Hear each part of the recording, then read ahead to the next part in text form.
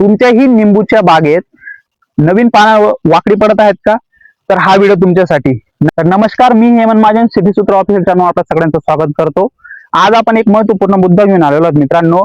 जसं की आपण बघतो की निंबूची नवीन पालवी फुटायला सुरुवात होते पावसाळ्यात, आणि त्याचबरोबर आपण बघतो की झाडावरती ना पानं वाकडी होतात. तर पानं वाकडी होण्याचं मुख्य कारण काय मित्रांनो? लीफ मायनर ही अळी.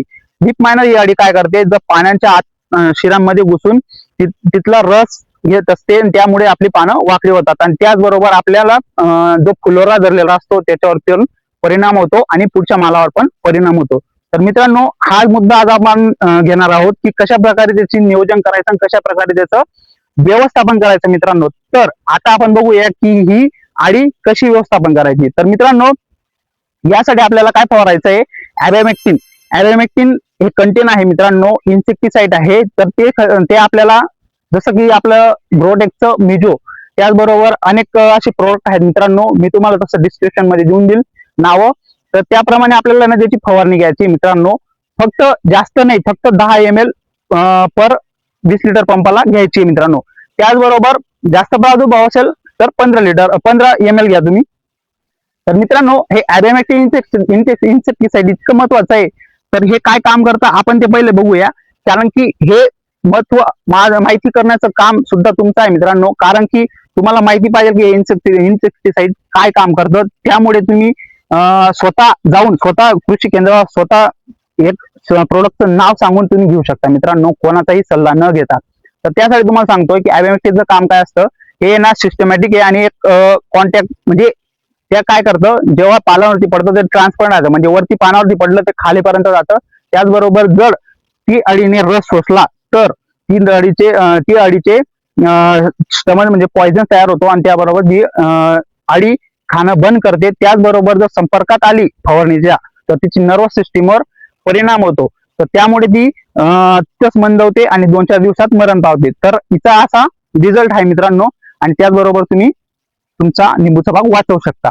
तर दुसरा मुद्दा असा की आपण काळ्यामोळाबद्दल बोलूया. आता काळामोळा काय असतो? काळामोळा काय करतो? काळामोळाचा प्रादुर्भाव जास्त झाला निंबूच्या झाडावरती तर त्यानंतर काळी बुरशी येते. तर काळी बुरशी कशी येते मित्रांनो?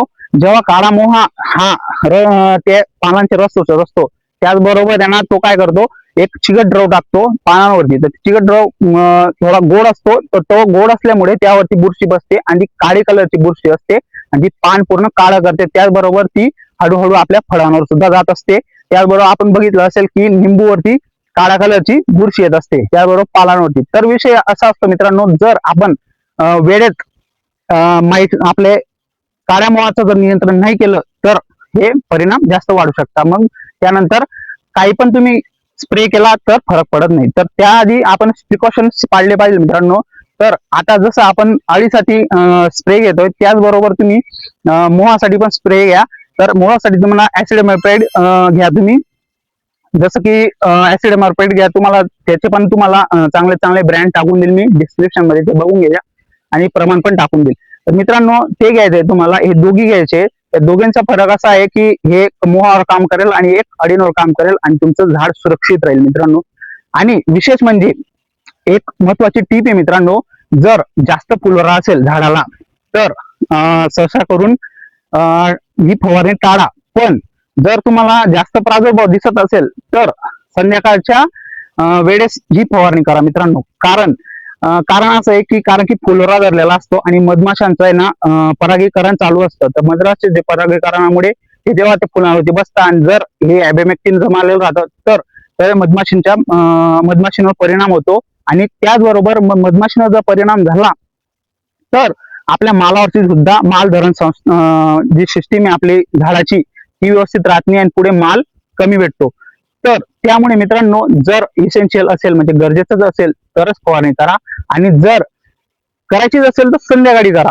कारण त्या संध्याकाळच्या वेळेस मधमाशा ऍक्टिव्ह राहत नाही, ते दुपारपर्यंत राहतात. त्यामुळे संध्याकाळी करा, ही विनंती.